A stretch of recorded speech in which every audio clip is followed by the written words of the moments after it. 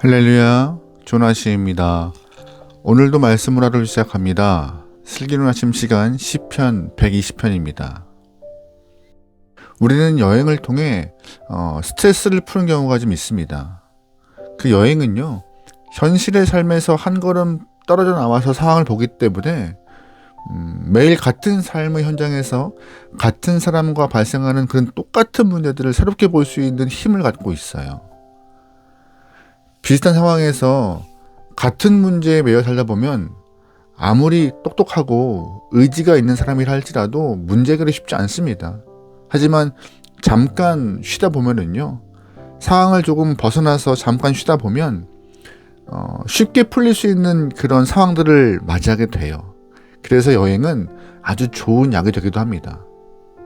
오늘 우리가 보고 있는 시편 120편의 시인도 새로운 시선으로 세상을 바라보기 위하여서 성전에 올라가는 모습을 좀 볼 수 있어요. 시편 120편에서 134편까지는 표제어가 모두 같습니다. 성전에 올라가는 노래라고 해서. 요즘은 마음만 먹으면 언제든지 교회에 갈 수 있지만 시인이 본문을 기록할 당시만 하더라도 성전은 마음대로 올라갈 수 있는 곳이 아니었습니다. 일단 거리적으로도 상당히 멀었어요. 그리고 나라가 바벨론에게 망한 상황에서 불타버린 성전에 올라가는 것은 쉽지 않았죠. 굉장히 어려웠을 것입니다. 하지만 하나님의 은혜와 역사로 다시금 나라가 회복되어 70년간의 포로기를 마치고 본국으로 귀환할 수 있는 기회를 얻었습니다. 그래서 1차 포로 귀환자들이 가장 먼저 한 일은 다시 성전을 세우는 일이었고 이제 성전을 출입할 수 있는 기회를 더 갖게 되었던 것이었습니다. 다시 성전에 올라갈 수 있을 때 이스라엘 사람들은 무척 행복했고 기뻤을 것이에요. 이제 그들은 성전에 올라가면서 하나님이 주신 기쁨을 노래하고 있는 그 시편을 모아놓은 것이 시편 120편에서 134편의 노래인 것이죠. 먼저 오늘 본문의 시인은 자신이 환난 가운데 있다라고 노래하고 있습니다. 1절 말씀이에요. 내가 환난 중에 여호와께 부르짖었더니 내게 응답하셨도다. 여호와여, 거짓된 입술과 속이는 혀에서 내 생명을 건져주소서. 아멘. 본문의 시인은 환난 중에 있습니다. 그런데 우리가 일반적으로 환난이라고 말하는 상황은요, 극심한 고통을 이야기하는 것이에요. 원수가 나를 죽이려 하거나 물질적인 고통이나 육체의 질병을 통하여서 언제 죽을지 모르는 그런 상황을 우리는 환난이라고 부르는 그런 일반적인 시선을 갖고 있죠. 하지만 시인이 겪는 고난은요, 환난은요, 그런 종류의 환난이 아니었습니다. 2절 말씀에 거짓된 입술과 속이는 혀들 속에 살고 있는 것이 환난이라고 시인은 말하는 것이죠. 좀 특이하죠. 세상 사람들과 함께 어울려 살다 보면 거짓된 입술과 속이는 혀를 경험하는 것이 어렵지 않습니다.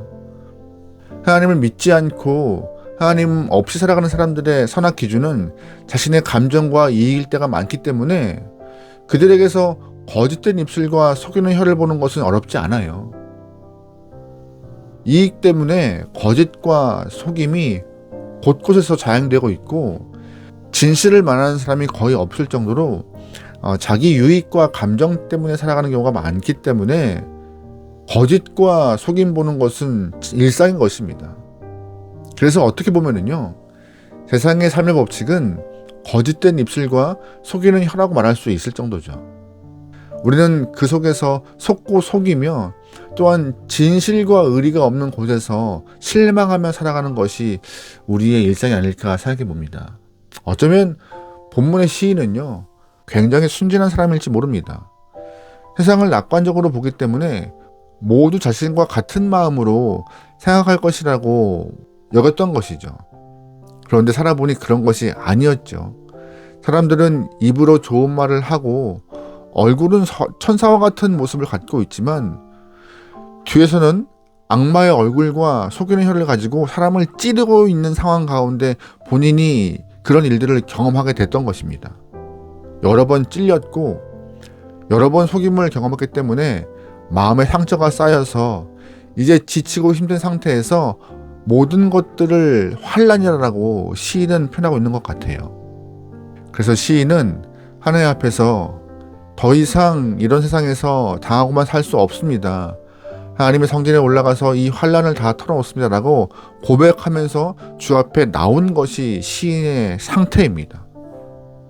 또한 시인은요, 자신이 살았던 삶의 현장을 이렇게 말하고 있어요.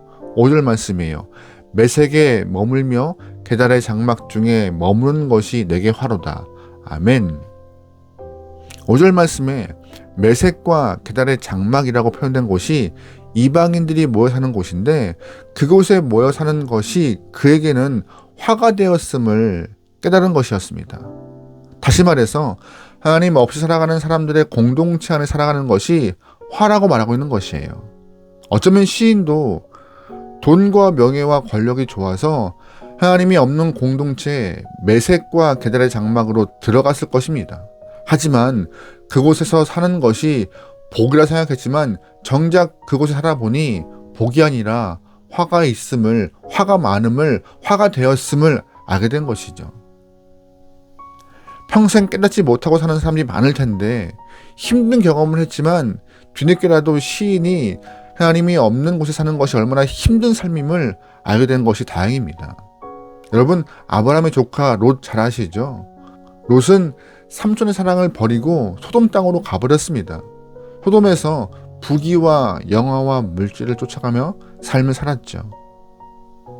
심판 가운데 있는 소돔 땅에서 하나님의 은혜와 삼촌 아브라함의 사랑으로 힘겹게 탈출할 기회를 얻었지만 롯의 아내는 끝까지 그것을 그리워하다가 결국 소금 기둥이 되고 말아요.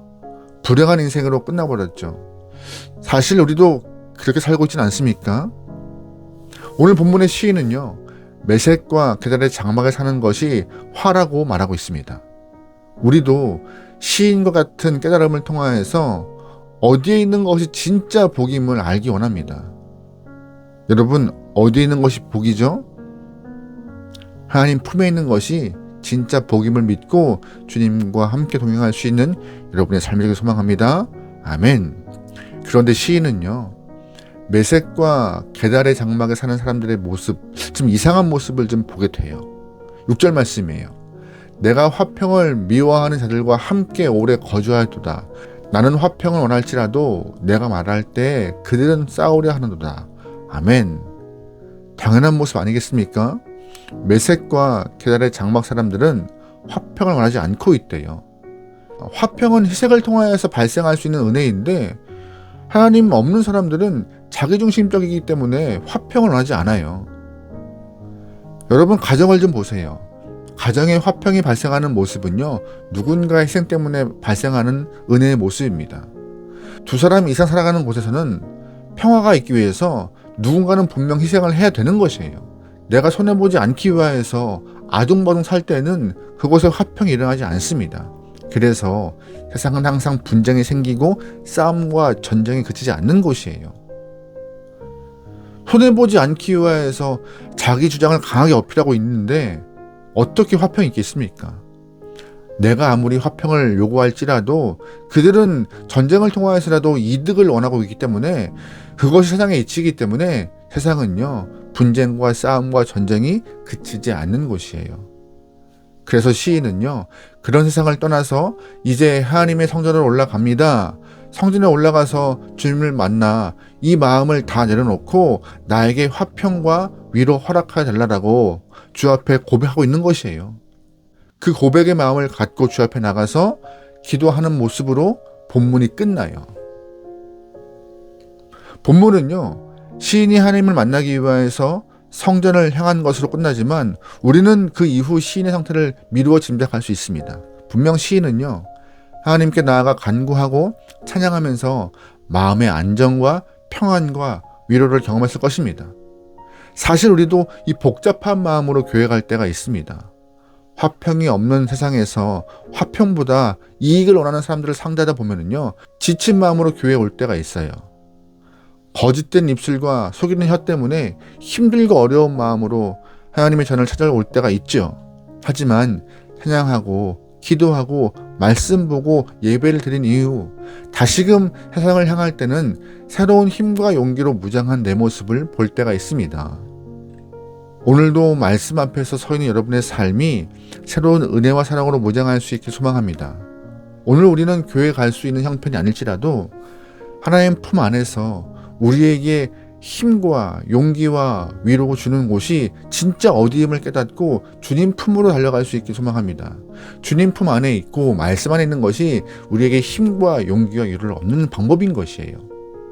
하나님께 지금 우리의 마음을 있는 그대로 올려드리시고 새 힘을 얻어서 하나님과 동행할 수 있길 소망하며 오늘도 은혜로 살아갈 수 있는 여러분의 복된 인생 되기를 주의 이름으로 축원합니다. 아멘. 기도하시겠습니다. 사랑의 하나님, 세상에서 지치고 사람에게 상처받은 나의 마음을 위로하시고 주님 손잡고 승리할 수 있는 주님의 귀한 영혼 되도록 우리와 동행하여 주시옵소서. 어디에 발붙이겠습니까? 주님 품 안에 있는 것이 복이 오니 주 안에서 승리할 수 있도록 우리에게 은혜 허락하여 주시옵소서. 오늘 하루를 맡겨오며 예수님의 이름으로 기도합니다. 아멘.